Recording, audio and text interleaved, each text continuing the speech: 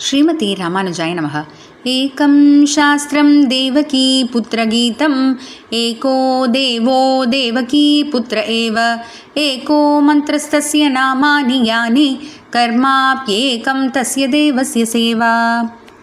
நான்தோறும் பகவத்கீதையில் இப்போ நம்ம பார்த்துட்ருக்கிறது 15வது அத்தியாயம். இதில் பகவான் போன ஸ்லோகத்தில் தான் வந்து சரணாகதியோடு செய்யக்கூடிய முயற்சிக்கும் சரணாகதி இல்லாமல் செய்யக்கூடிய முயற்சிக்கும் உண்டான வித்தியாசத்தை வந்து எடுத்து சொன்னார். ஏன்னா சரணாகதியை முன்னிட்டு நம்ம வந்து முயற்சி செஞ்சால் நம்ம வந்து கண்டிப்பாக அது நடக்கும், பார்க்க முடியும். அதாவது என்ன பார்க்க முடியும் அப்படின்னா, இந்த உடலுக்குள்ளேயே ஆத்மா வந்து இருந்தாலும் இந்த ஆத்மா வந்து உடல் தான் அப்படின்னு நினைக்காம உடல்லேருந்து வேறுபட்டது அப்படின்றத பார்க்க முடியும்.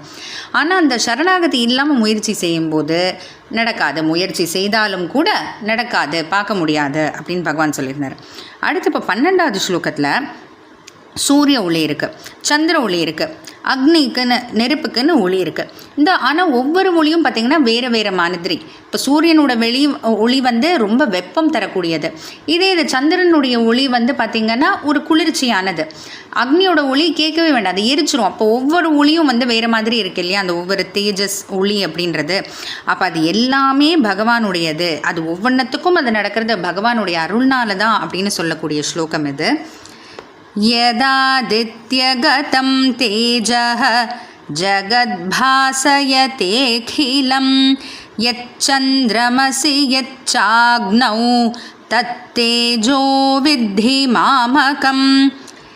எத் ஆதித்யகதம் தேஜக, எந்த சூரியனோட ஒளியானது ஆதித்யகதம், அந்த சூரியனோட ஒளி, எந்த சூரியனுடைய ஒளியானது அகிலம் ஜெகத் பாசயத்தே, இந்த ஜகத் முழுக்க, அந்த உலகம் முழுக்கத்தையும் பிரகாசப்படுத்துதோ, அதாவது நல்ல வெளிச்சப்படுத்தி காட்டுதோ. எத் சந்திரமசி, எந்த சந்திரனிடத்தே இருக்கக்கூடிய அந்த குளிர்ச்சியை ஏற்படுத்தக்கூடிய ஒளியானது. எச்ச அக்னோ, அக்னி இடத்துல எந்த ஒளியானது எரிக்கக்கூடிய அந்த ஒளியானது இதெல்லாம் இருக்கோ.